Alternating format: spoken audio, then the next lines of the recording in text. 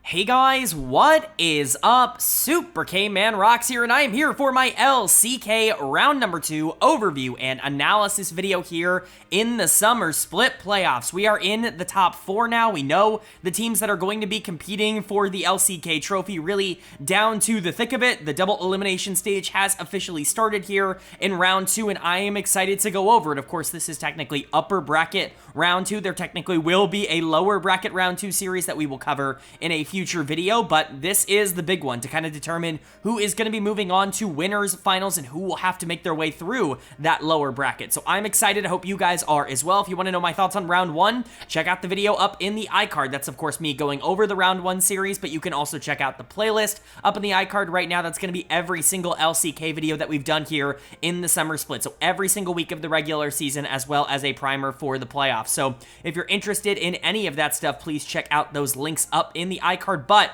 without further ado, let's jump right into today's video. If you are new here, what we are going to do is go game by game in both of the series, talking about the advantages and the disadvantages that each team was able to generate. I'll be giving a player of the game and a dud of the game for each game that we cover, and at the end of each series, I will be giving a player of the series to tie everything into a nice, neat little bow. We will be quickly previewing the upcoming series, both lower bracket round 2 and, of course, winners finals at the end of today's video, but most of it will be spent talking about this upper bracket round number 2. So, without further ado, let's get right into it. There is quite a bit to talk about, and so I don't want to waste you guys' time too much at the beginning. Let's get into our first series, and it just so happens to be the number 1 team, not only in the LCK, but at least for now, in the world. They have won basically everything throughout this year that they have been given the opportunity to win, with the exception of one tournament that we questioned the validity of in the first place, and so there are a lot of expectations for them, and they certainly have a point to prove here in the playoffs. It's the number 1 seeded Gen.G taking on the number 3 seeded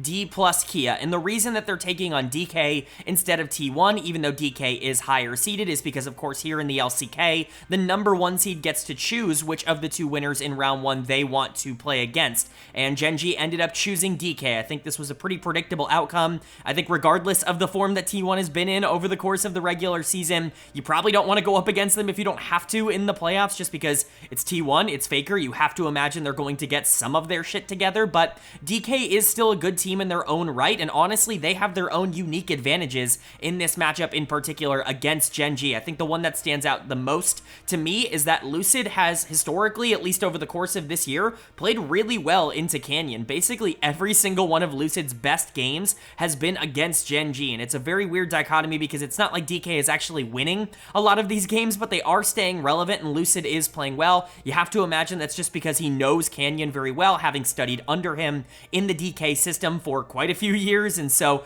you have to imagine that Lucid is just very familiar with how Canyon wants to approach the early game in particular, but outside of that, there are still more interesting matchups, I think, coming in. Aiming and Moham have a lot to prove. Aiming, kind of the god of the statistics right now in terms of the player stats. He's basically leading in everything. He's the kill leader, KDA leader, damage percent leader, damage per minute leader. Like, this guy just obliterated every single regular season statistic, but a lot of people, me included, are questioning whether or not that's valid, or if that's, DK just getting a lot of advantages for him in the early game so that he can do all this fun stuff in the late game. Moham obviously kind of new to this starting roster. He's been called a bit of a rel one trick, and so we'll see if that ends up being a bit of a problem for him, even though I do think he's more versatile than just playing like rel. I think he can play engagers. Maybe that's really where the line stops, though.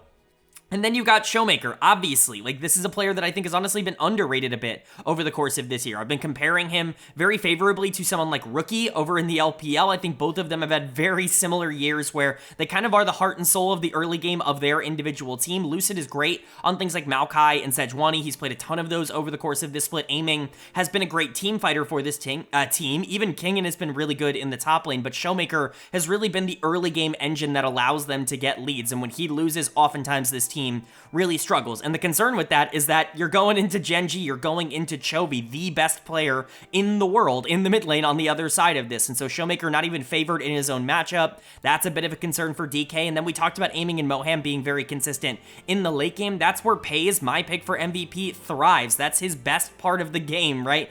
He's an okay laner. He's definitely a good enough 2v2 laner to get by. I think he's better than Aiming in that phase of the game, but he might even be better than Aiming in the team fighting section as well, which is certainly not ideal. Moham is growing into being a good support, but Lehends is basically what Moham wishes he could be or dreams to be one day, could grow into. Canyon literally is the idol and inspiration and teacher for Lucid, and Keem maybe the best top laner in the world right now. And so it's just really hard to predict anybody is going to be able to go toe-to-toe with Gen.G, mostly because they lost 3 games all year long, all split long. 2 of those were in one day to KT Rolster. In their 17 regular season wins, they lost 1 game. Like, it's absurd. Like, it's just they're untouchable at their best, and you have to imagine here in the playoffs you are going to get their best, but the only way to know if that's what we're going to get is to go game by game, and that means starting with game number 1. So let's get right into it. The winner of game number 1 was Gen.G. They are going to take game number 1. They're going to go up 1-0. And is anyone really surprised by this outcome? Because if you are, you really shouldn't be. This was a very traditional Gen.G game.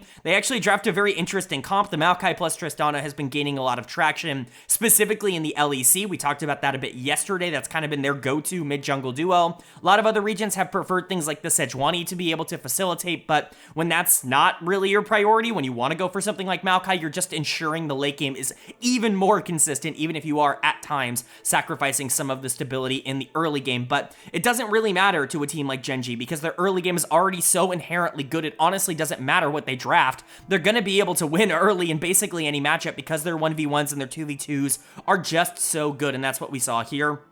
Player of the game to me, honestly, maybe controversially, is going to go to the Poppy. It's going to go to Lehends. I think a lot of people are going to give this to Paze, and trust me, Paze's Ziggs was amazing in this game. I think a lot of people just talk about him as somebody that's like an Ophelio Zeri 2-trick and doesn't really do a ton outside of that. I hope this split ended up disproving that in a meta where neither of those champions are super strong in the bot lane. Zeri, obviously a very good mid laner at the current moment, but playing something like Ziggs in the playoffs and doing so well, I think, is a really good statement, but he's not player of the game for me. It is going to go to Lehends on the Poppy. The plays that he was making in the late game, genuinely astounding. I mean, he was amazing in this one. Sometimes I think Lehends goes under-talked about, not just by me, I mean, definitely by me, but by a lot of the people in the community. I mean, I was hyping him up a ton going into the year. I actually got a ton of pushback. I was very surprised by how many people thought it was insane for me to rank Lehends above Delight at the end, or at the beginning of this year in January. Go check the comments on that LCK vid. That's like the #1 comment that I got, is that I was mega underrating Delight for having Lehends above him, you know, the guy who had just won MVP. And so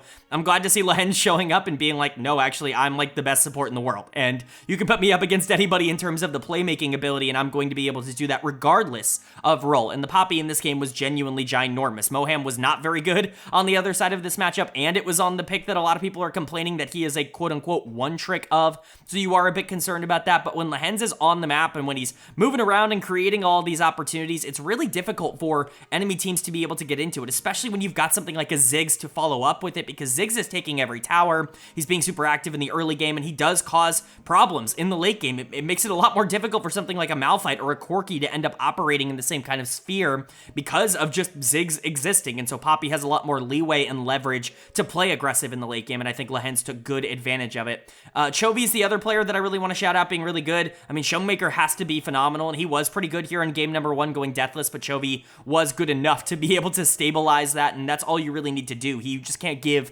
big leads over to Showmaker, especially in the early game. Canyon, Keen, they were really solid. The Cassante, kind of unkillable in the late game. Again, this champion just scales really, really consistently, and even into something like Malphite that's supposed to be good against him, you just don't really have that same kind of impact if you're not super far ahead. So credit to Gen.G. Again, I think they played really well. And then for DK on the other side, kind of a traditional DK loss, to be entirely honest. They didn't do anything particularly horrendous. They didn't run up and just int the game, but they were super passive. They played super scared. They clearly were, you know, fearing Gen.G at least a little bit coming into this game #1, and because of that, they never really had any tempo. They never really had any pressure, and they just eventually lost the game, even if they didn't make any gigantic mistakes to end up getting themselves there. Moham is going to get my dud of the game because he is the one player you can point at and say, like, well, he made a couple of real bad engages over the course of this game, getting caught out a little bit too far forward. He just needs to learn what you can and can't get away with against a team like Gen.G. I don't remember if he was in the starting lineup the last time this team played Gen.G, but if this is his first time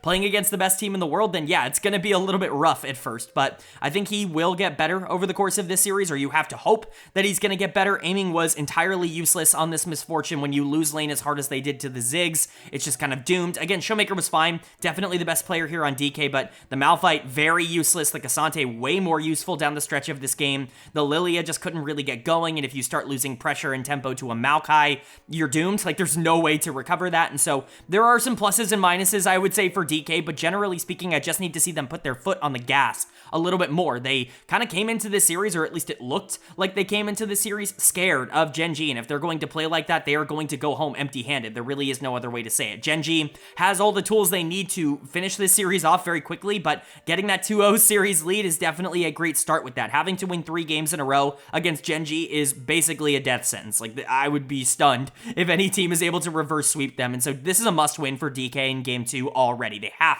to be able to come out here and even up this series at 1 apiece. Down 0-2 is just disaster zone. So, are they going to be able to do that? Are they going to be able to tie the series up at 1 apiece, or is Gen.G going to take that commanding 2-0 series lead? Well, the winner of game number 2 was Gen.G. They are going to take game number 2. They're going to go up in this series 2-0, and this is looking like it's going to be a bit of a roll. I mean, in the regular season, this would have already been done, but Gen.G just continues to power along. This wasn't even that dominating of a performance, kind of similar to game number 1, where, like, if you just look at the overall context of the game, it's like they're not obliterating DK, but they get these small advantages everywhere. They take every tower on the map. They're constantly pressuring every single objective. They don't have to fight you. They don't have to kill you constantly in order for you to be in a bad position going against them. That's the problem with Gen.G, is they are the best macro team in the world by a country mile, and they have the mechanics. And so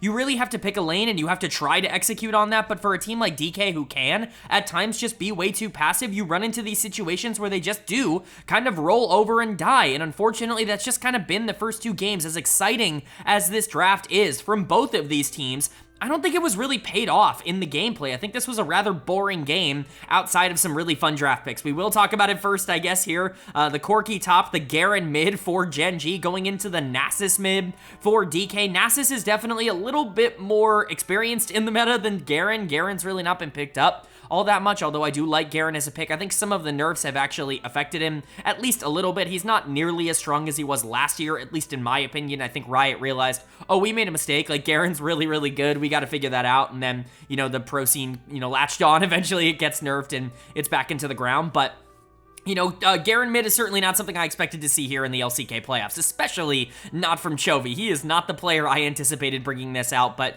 he was pretty good. We'll get into the fact that the Garen just obliterated that laning phase. Nasus is just not the champion that can go toe-to-toe with that.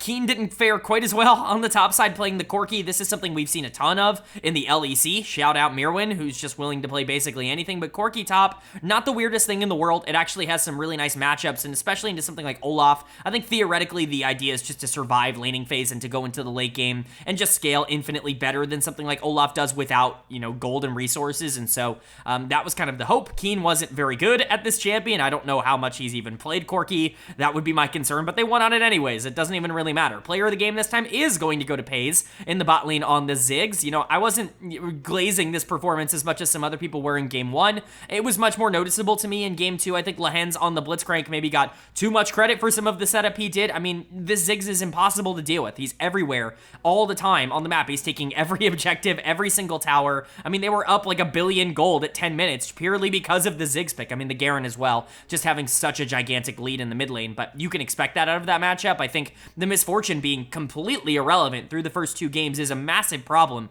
for DK, and Pays is a big reason for that. He's going to get player of the game here. Canyon was good too on the Maokai. Again, a champion that just kind of wants to, you know, passively scale into the late game and really ensure that the rest of this team can kind of do their own things, and that's exactly what happened. It's just a really good strategy that I don't think anybody would be able to pull off if they weren't Gen.G. Honestly, this draft is super risky, super aggro, and they're able to get away with it because they're the best team in the world. But for DK on the other side, this is kind of a feels bad moment. You tried to match Crazy with Crazy. I actually really like the Olaf on the top side here. I think that there is a world in which this just gets way too far out of control for Gen.G to be able to handle, and there's no like hands diff that can stop the numbers diff that Olaf can have going into a game 2 like endgame. But He never really got into that situation, even with Olaf getting ahead. Mid lane was a disaster. Showmaker's going to get dead of the game super easily. Not only was the Nasus useless in team fights in the late game, but, I mean, he got Flame Horizon in the mid lane. Like, this is really garbage. Like, it's just not a pick that I think can really work all that much right now outside of the top lane where you can really isolate some of these individual matchups. B1 Nasus is, like, the craziest thing I've ever seen in my life. Like, I genuinely don't know what the idea behind that was, but I'm super stoked that they went and did it because it was very funny, and they probably weren't going to win this game too anyways. But Aiming and Moham continue to be by far the weaker of these two bot lanes, and that's really not doable. They're going to lose the series pretty easily if that continues. Lucid tries to play Ivern, and like in a situation where both Nasus and Olaf are fed, and maybe you have an MF that can do something, then there is a world in which that does become useful, but I mean, what's he supposed to do when Nasus is down 1 billion gold and your bot lane gets obliterated? Like, there's just not a lot Ivern can do in that circumstance, and so for DK, you're now, you know, at the whims, at the mercy of Gen.G, because you're down 0-2 in this series. If you lose game 3, you're going down to the lower bracket. You gotta win 3 games in a row against the best team in the world, a team that nobody has been able to beat 3 games in a row. Their one series loss over the course of this year,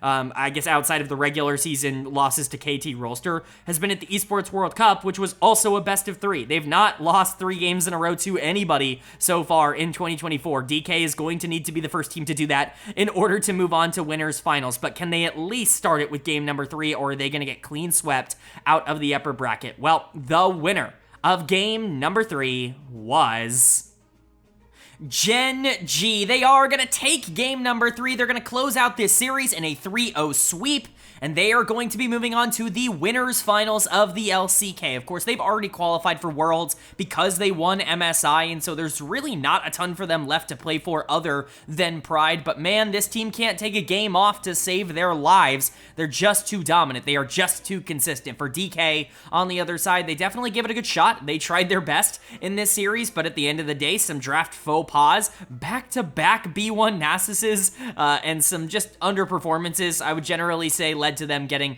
pretty unceremoniously dumped down into the lower bracket. Hopefully they can find more success down there, but we'll talk about them in a second. Player of the game and player of the series as a whole is very easily going to go to Pays. For me, 3 straight games of Ziggs and 3 straight games where the Ziggs was entirely unstoppable from the other side. It's very funny how DK essentially just opted into the same matchup 3 games in a row after getting trounced in the first 2. Maybe they looked at those matchups and said, it wasn't necessarily the draft's problem. Maybe we could have just been more proactive, but it's not exactly like this team was more proactive in this game. Gen.G was still running a lot of things in the early game when they probably shouldn't have been able to, and you still had the problem of not really having an answer to the Ziggs, except this time you have less options in the bot lane. You've got Seraphine Leona as a bot lane duo, which I guess theoretically could be fine moving into the late game. Like, there is a scenario, a world, in which the Seraphine can actually do some things in a 5v5 team fight that Misfortune just wasn't really able to do all that consistently, but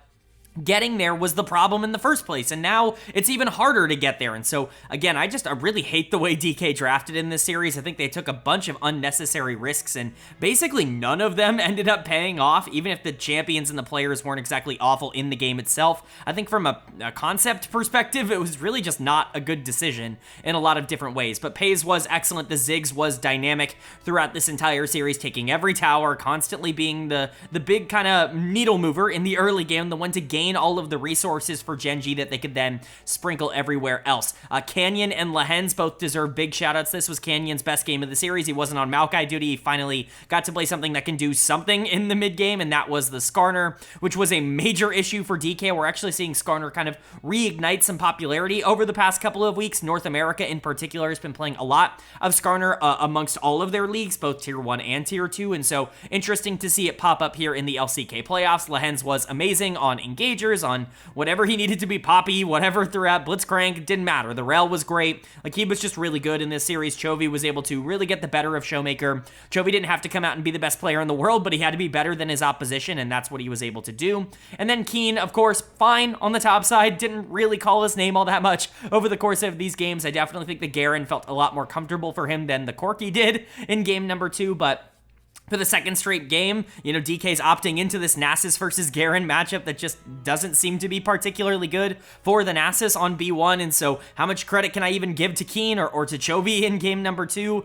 I don't know, but Keen was, I guess, generally there for this series, but it was Paze that stood out to me. Canyon and Lehens, definitely kind of the runners-up for player of the series. And then for DK on the other side, I just don't know, man. Like, this felt so lifeless. This felt like such low effort, quite frankly, from this team. It didn't feel like they prepped at all going into this series. I mean, obviously they did. They pulled out some crazy things in draft that clearly were something that they were excited about playing, like the Nasus, like the Seraphine, but 2 straight games of Nasus is fine. B1 is crazy. Like, it is just insane that this is the first pick in both games, back-to-back. It's genuinely absurd, and I really don't know what the thought process behind that could have possibly been. You don't understand that, hey, game number 2, it's clear that Gen.G actually had an answer to it in the Garen. Maybe we don't go back to it. No, we're going to go back to it, and we're going to leave the Garen up, and we're just going to opt into this matchup again, and it goes just as bad the next time around. Kingan this time is going to get dud of the game. That's 2 straight duds of the game for Nasus players because they just can't get off the ground in the early game, and that's the problem, right? Is that Gen.G is able to run the early game. You're really not able to contest them in that stage, and so why are you even trying to pick the Nasus? I just don't understand. I think it's absurd. Again, the Seraphine doesn't exactly help things. Maybe the MF wasn't quite working out. You wanted to go for that early aggression, but Paze was just kind of able to do his own thing anyways. Okay, whatever. Well, maybe you can spare a freaking Maokai ban for a Ziggs. Like, I don't understand the thought process. I think the drafting this series was atrocious from DK. And I think it put them in a really unconquerable position. That being said, like, the players didn't play well. Moham had a really bad series. I didn't think Kingan was particularly good in this series, even if he was okay on the Olaf in game 2. Showmaker really didn't do anything in this series, and again, he's kind of the engine that makes the entire team move. Lucid was worse than Canyon. It was probably Lucid's worst performance against Canyon in a best of, basically, since he's become a pro, since he's gotten to the top level. Aiming was whatever on the Seraphine. The numbers look good because it's aiming, and that's kind of what he does, but Sarah had no impact on this game. Like, there just isn't a lot to talk about, quite frankly, when it comes to DK. They're moving down into the lower bracket. They will take on the loser of the series that we are going to talk about up next, but it's not like they're going to have the most amount of confidence from me going into that series, so we'll need to see a bit of a turnaround in order for me to feel good about them as a potential number 3 team in the LCK. But for Gen.G, this is obviously an expected win. I don't think anybody's anticipating this team losing anytime soon. The 3-0 isn't even really all that surprising. That was kind of anticipated from this team, but honestly, this series could have been an email. This felt like a regular season matchup where Gen.G was just kind of running over a competition that wasn't on their level, and for that to be a top 4 matchup to get into winners finals here in the LCK, genuinely astounding how good they are.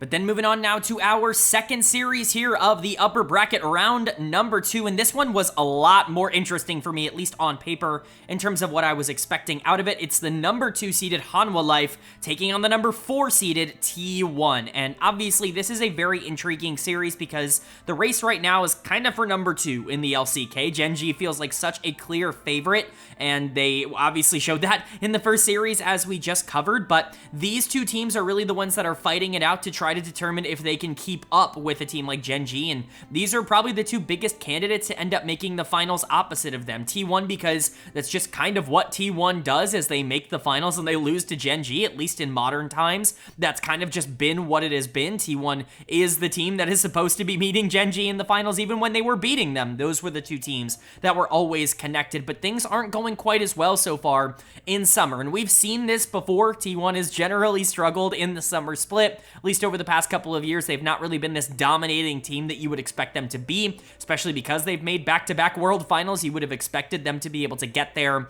with a relatively strong showing in the domestic league. That's never really been, kind of the story of T1. Specifically last year with Faker out in the regular season, at least down the stretch in the summer split, this team really struggled, but you can't see the same thing this year. There is no, external reason why they should be struggling as much as they are. Maybe you can give them the excuse of they went incredibly far. They won the Esports World Cup, and it was right in the middle of the regular season. They didn't have as much time to come back and get their feet, back under them, if you will. And I think they clearly struggled in the same way that a team like Top Esports did when coming back. But unlike Top Esports, who rebounded and, went on to have a really good end of their summer split regular season, T1 has maintained struggles over the course of this split. They've not even really been the third best team in terms of their performances. This team is kind of slinking into playoffs, at least in terms of their own expectations, and they're going to need to rise above what they were in the regular season in order for them to be able to even compete in a series like this, because Hanwha Life is certainly no pushover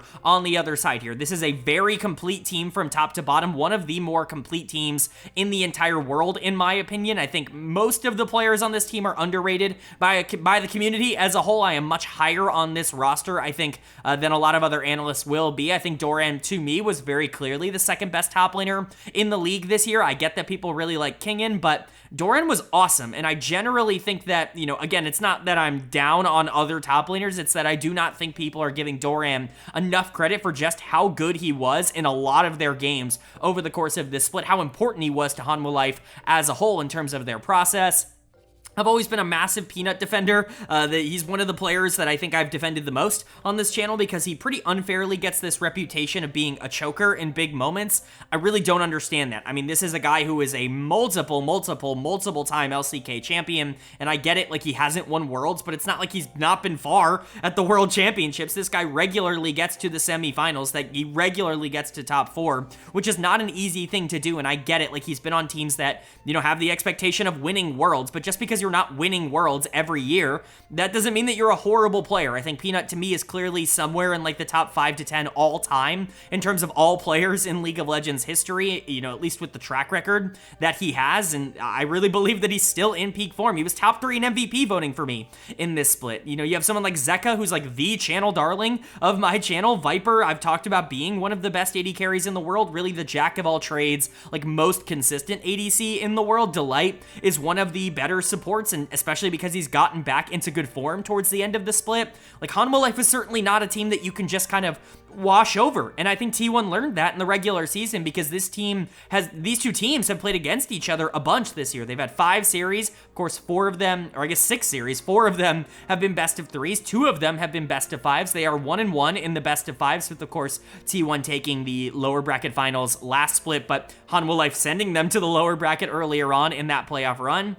And Hanwha Life's 3-1 up on them in terms of the best of 3s in the regular season. Hanwha Life has been the better team over the course of this year, and they're going to go into this series as favorites, but maybe there can be some T1 magic that can get them out of this rut. We will have to see, but it's all going to start in game number 1. So let's get into it. The winner of game number 1 was Hanwha Life Esports. They are going to take game number 1. They are going to go up in this series 1-0. And yeah, this is the dominant performance that you were kind of scared of if you were a T1 fan. You needed to see T1 come out here and be like, the regular season's behind us. We beat KT Rolster. We beat our rivals in round number 1. And now we're going to come out in this series and just kind of dominate it, be the better team. Nope, that's not what happened here in game 1. T1 honestly gave a pitiful performance, if I'm being entirely honest with you, and Hanwha Life completely ran over them. There were multiple players on HLE that I think are worth pointing out, none more so to me than Peanut in the jungle, who was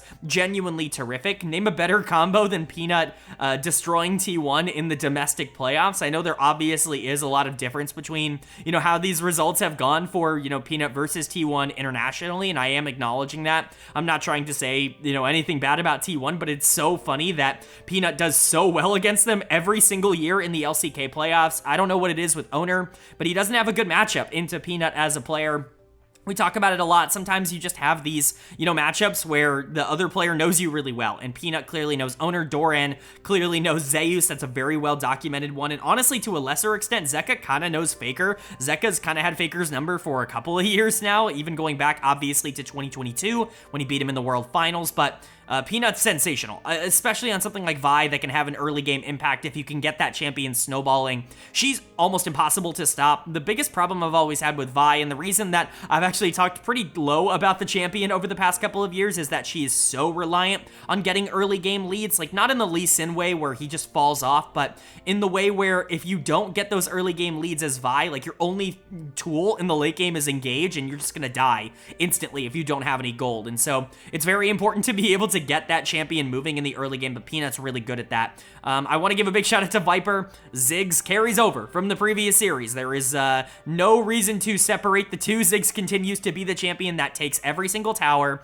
takes every objective on the map, and completely shuts down the enemy AD carry's ability to play the game. I feel bad for Gumayushi. He didn't even get a chance to connect to the Rift here today. There was no way he was ever going to be able to compete with Ziggs on the other side of this matchup. Delight was a big part of that as well. Very good recon game. Zeka looks amazing on these melee 80, these melee carries in the mid lane, things like the Yone that he's always been really good at. Dorian pulls out the Vladimir top. Like, we're seeing some crazy picks here in round number 2. A lot of dark tech coming out here in the playoffs in the LCK, but I am all here for it. I think this was a good draft and a good game from HLE, and they played really well, just kind of across the board executing their strengths. And then for T1, what is happening? Like, this team sucked in game 1. Like, this was not a performance that you would expect out of a non-playoff team, quite frankly. They just put up no fight. Again, it's kind of similar to what we said about DK. I just want to see this team try, and I get game 1's kind of not their thing. T1 has always been a team that ramps up the longer the series goes. I think that that's something that you just develop by playing in so many long best-of-5s over time. It's just that mental fortitude to be able to last a lot longer than maybe some players who aren't quite as familiar with the high-pressure environment that is a best-of-5. But man, game 1s, they're just not for this team because they did not show up here. Guma obviously didn't even get the opportunity to play, but what was Owner doing? I mean, this is genuinely one of his worst Lee Sin games ever. He's going to get dead of the game, completely out-jungled in every facet by Peanut. I genuinely don't even really know what to say about it. Again, Owner is one of those players that's always really struggled playing into Peanut in particular. It's just not really been all that good of a matchup for him, but this is his signature champion. This is the one that you associate most with him individually as a player. He pulls it out in game 1, a game 1 that they really kind of need to at least establish some tempo in, and as Lee Sin, he gets his early game blown up and just completely disconnects for the rest of the game. Like, there's nothing else left to say. Owner was awful. Guma didn't get a chance to play. The Kennen really did not work out. This is a champion that has a very low success rate in the LCK in particular. It's working basically everywhere else, but for some reason here in Korea, it's just not working. I don't really understand that. The Braum can't salvage this game. I mean, even the LeBlanc can't salvage this game because, as up and down as Faker has been, I mean, LeBlanc's not the champion that can 1v9 in circumstances like this, and so T1 already had an early deficit. They got to fight back. We just saw what happens when you drop game number 2. You go down 0-2. A lot of that fighting spirit ends up leaving. This is a big game number 2 for them to potentially tie it up. But if HLE can get that 2-0 lead, winning 1 game out of 3 against T1, that's much more doable. And so, we'll see what ends up happening. This is, in my opinion, a must-win for T1. Can they grab it? Well, the winner of game number 2 was Hanwha Life Esports. They are going to pick up the win here in game number 2. They're going to take a 2-0 series lead, and this is starting to look a lot like our first series, where there's some weird meta adaptations from the losing team that just don't quite work out. Some weird picks. It's a little bit more understandable for T1 than it was for DK. They've kind of thrived in a lot of this off-meta stuff over the past couple of years, but it's not working out any better for them than it did for DK, and HLE is very happily taking the very standard, very meta comp and just kind of demolishing on it. It's not even what Gen.G was doing, where they were trying to match a lot of the craziness for craziness. Match the Nasus with the Garen, if you will. No, we're going to match the Nasus with the Smolder, and we're going to scale better, and it's just not going to matter. Just another brilliantly executed game here by HLE. Really not a lot to complain about from them. They continue to just play very stable, very good League of Legends. There are some ups, there are some downs. Doran was not perfect. We've seen some top laners have some good and bad performances today. I think outside of that, though, you can really not claim a lot of the decisions or the plays that they made were wrong or bad in any way because it got them so far ahead. Player of the game for me, maybe a bit controversially, is going to go to Peanut once again in the jungle. This was an absolute masterclass on Sejuani. I mean, genuinely, this is the tape that you should show when you want people to see how strong Sej is as a champion, and this is the game that, really propels my thoughts of why I believe Sej is the best jungler in the game, because when you are able to pilot her at such a high level so consistently, there's genuinely nobody in the world that can really shut that down consistently. So, really big game here from Peanut. continues to just massively have owner's number. I know that kind of goes without saying after another performance like this, but it's at least worth kind of pointing out. Zeka gets mega fed in this game on the Smolder. Zeka's been awesome, I think, throughout a lot of this split. He's gone under the radar because, you know, players like Peanut and Doran and Viper have taken a lot of the spotlight away in terms of the carry potential, but Zeka's really slotted well into this kind of secondary carry background player type of role. I can only really think of like 2 or 3 games, let alone series as a whole, that Zeka played across this year that were not really good. So Zeka continues to be one of the more underrated players in the world, I would say, if only because he's not nearly as much of an attention-grabbing player as maybe he was when he won Worlds with DRX, but Viper continues to obliterate people on the Ziggs. You know, at some point, you just take it away. Like, you just say, like, I know you're good at everything else, but at least, like, play something else, because it is way too free to pick Ziggs on R1 and just take every single tower in the game and get this gigantic gold lead for your team that they can then take advantage of forever. Like, again, I don't think Ziggs is broken, but I don't think teams know how to play around it properly right now. Specifically, these teams that are losing in round number 2, they clearly don't have an answer, and so you might as well at least try to take it away, or at least pick it on B1. Probably a little bit more consistent than the Vi, which obviously didn't end up working here, but Delight was good on the Leona. You know, Doran was fine generally on the Renekton. He didn't matter all that much in this game. Peanut was a god, like genuinely a sensational Sejuani game. Zeka gets mega fed and Viper takes every tower in the game. They were the 3 stars for a reason, but for T1 on the other side, like, you gotta figure something out eventually when it comes to drafting around this. Seraphine Shen as a bot lane, it's not going to cut it. Like, again, it's the same problem I had last series with, I get the idea of you want to answer maybe the Ziggs with the Seraphine because you can just team fight a bit better, but that assumes that you're going to be in a neutral position going in to those team fights. You pick Nasus plus Seraphine. This is the most passive carry duo you could possibly pick, and I get that there's a Smolder and a Sejuani on the other side. You don't exactly have the most amount of prio in the world, especially if the Vi is actually playing well, but if the Vi doesn't play well, which there was reason to believe was going to be the case, and if Smolder does get gold, well, he's just going to scale infinitely harder than Nasus will in this game. Ziggs is going to take every tower because Sarah can't actually answer that, and Peanut was awesome in this game. Sej actually does have a lot of priority in the early game. That's something that Maokai doesn't have, you know, if you're trying to value one of the tanks over the other.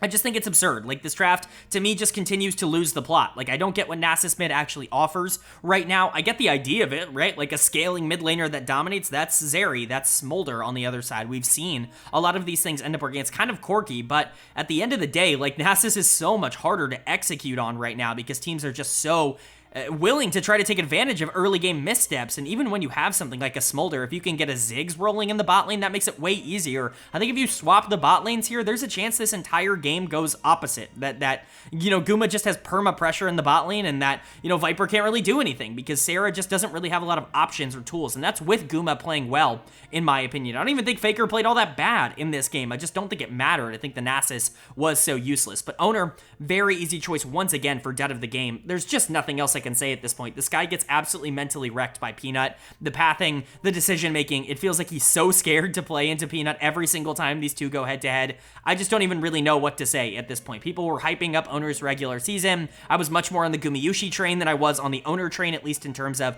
what they offered in the regular season, and unfortunately that is kind of coming to fruition in the playoffs. But T1's not out of it yet. Technically the reverse sweep is still alive here. If they can win all 3 of the final 3 games of this series, they can still move on to winners finals, but that's going to have to start with game 3. Are they going to be able to keep this series alive, or is HLE going to close it out in another 3-game sweep? Well, the winner of game number 3 was Hanwha Life Esports. They are going to take game number 3. They're going to close out this series in a clean sweep, and they have pushed T1 down into the lower bracket. They themselves are moving on to winners finals to take on Gen.G. Of course, certainly not an easier challenge than what they got here from T1, but perhaps they didn't expect it to be quite as easy to take down T1. This is such a statement win from HLE, especially coming off of their final regular season series, which was a destruction at the hands of Gen.G. They got obliterated by them, and so to see them come out and say, you know what, Gen.G's really good, but we are number 2,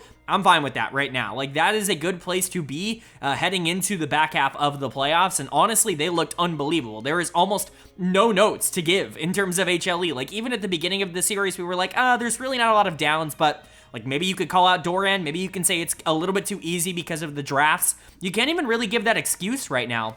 HLE was just simply better in terms of their execution. And for that, I think as an HLE fan, like, you would have to be excited. You know what I mean? Like, if you out there are an HLE fan, you have to get excited about what this team could potentially do. They could be top 2 or top 3 in the world at the current moment. Player of the game here in Game 3 is going to go to Zeka in the mid lane. I didn't have to think about this one. This was a crazy good Yone game. He's really good at Yone. He's really good at all of these melee carries in the mid lane, but Yone is the one that's meta at the current moment, and so it's the one that he gets to take over on. Not that he was bad at all on the Smolder in Game 2. The guy got like 16 kills in Game 2, so I think he's feeling pretty good. He decimated Faker in this series. It was a pretty gigantic gap, most specifically in this Game 3. I think this is where it was felt the most directly, and I think that's just like the early game diff, right? If you get the Smolder behind, you don't exactly get to scale into that 16 kill monster that Zeka got to, play in the previous game. You actually just have to play a really bad marksman in the mid lane, and Zeka took advantage of that. But player of the series as a whole has to go to Peanut. I mean, what an unbelievable series from Peanut. Complete jungle masterclass coming out from him. Really cementing everything I said about him in my playoff preview and my, regular season overview when I talked about him as my, third place MVP vote. I really do think he deserves to be in the conversation. He has been the best player outside of Gen.G in the LCK across this year so far, and he continues to dominate. I know there are questions about him internationally, but I just don't have those questions nearly as much as other people do. Domestically, obviously, he's proven it over and over and over again that this guy is an absolute maniac, and Owner was exposed in this series. Peanut just has this way about him that gets him to dominate Owner in a way that no other jungler can really, do in a consistent way. So credit to him. Doran was awesome here in game number 3 on the Jax. Viper gives up the Ziggs over on the other side to Gumayusi. They only lose, I think, like 1 plate or something like that. And, Kai'Sa ends up really dominating. Delight looked good. This was just a great series from HLE. Basically everything you could have possibly asked for ended up coming to fruition. But for T1, it's the exact opposite. This is disaster. I mean, genuine disaster. It could not have possibly gone worse for this team. Not only were the drafts very suspect, but even when you did play a good draft, you got absolutely clobbered. The one pick that everybody in the community have been like, why are you not banning Ziggs? Why are you not banning Ziggs? You yourself pick up on B1 in game number 3 and get absolutely slaughtered on it. Gumayusi is going to get out of the game. He can play Ziggs, by the way. Like, this is not just, has Guma ever played Ziggs? Guma's actually played quite a bit of Ziggs over the course of his pro career. It just doesn't matter. Like, the better team makes Ziggs look super broken because you can use the pressure you generate in the jungle around the map and just kind of take every tower. And a bad team can't actually get all that much out of Ziggs because they don't have the map prio to be able to move him around. And Viper and Delight were the better bot lane here. Guma and Keria were the strength of this team in the regular season, and they couldn't do absolutely anything in this series, which is just a disaster. Faker had his worst game of the series, in my opinion, here in game 3, just completely useless on the Smolder. Owner couldn't do anything on Sedge, which I think is a broken champ. Zeus got completely outplayed in the Camille Jax kind of ego matchup. Like, there's just nothing to say. Like, I wish I could give more analysis for T1, but they have to show something more in the lower bracket. The good thing for them is that they're going up against a team that also showed absolutely nothing here in the upper bracket. And so if they can beat DK, that's going to definitely set them back on the right path, but we might even be seeing a rematch for them, and it definitely doesn't look good as of right now. But for HLE, at least until proven otherwise, this is definitively a top 2 team in the LCK. They obliterated T1, and they made it look not particularly difficult to do. If they can do that once more, not only did T1, but maybe even compete with a team like Gen.G, which certainly isn't expected, but isn't completely out of the realm of possibility, we could be talking about this as like legitimately a top 2 or top 3 team in the world. Alright, but that is going to do it for my LCK round number 2 overview and analysis video here in the summer split playoffs. Up on the screen now, the updated bracket after the first 2 rounds, or at least the upper bracket of the first 2 rounds. We know our winners finals, we know the first 2 teams to enter the lower bracket. We'll go ahead and preview those series here, but of course a lot still to be determined. Nobody was eliminated and nobody was crowned just yet in terms of like getting to Worlds. Gen.G obviously already there, but Seeding still to be determined. Let's start with our winners finals.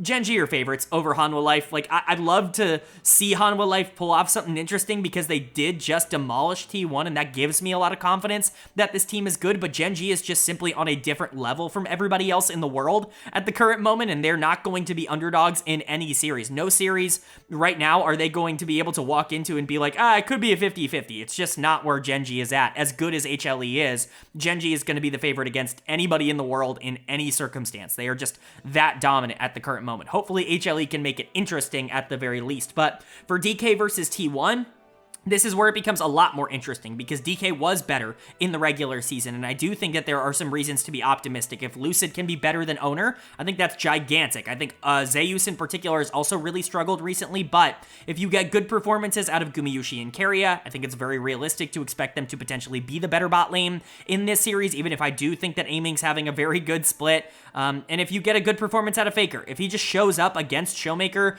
whichever one of those mid laners ends up rolling away in this series, I think that could really determine, which team ends up taking the victory. So I'm expecting T1 to win this. Again, it would just be such a shock if they went out as the 4th place team in the summer split. It just feels very out of character for them, and I don't really trust Dplus KIA all that much. It didn't feel like they made proper adjustments in their series against Gen.G, and I'm not really sure where their head is at in terms of the meta, but I don't really trust T1 either. I think both of these teams could lose this series, but I have T1 being the better one, basically off of name recognition alone. But let me know if you agree or disagree with those takes down in the comments section below. If you enjoyed the video, leave a like. It really does mean a lot to me. Lets me know you guys are enjoying the content, and it does help get this video out to a lot more people, which I'm always very appreciative of. If you're new here, hit the subscribe button. We don't only post about the LCK, although we will, of course, be covering everything else the rest of the year, the playoffs and the regional qualifiers, but we cover all 4 of the major regions, so LCS, LEC, and LPL as well.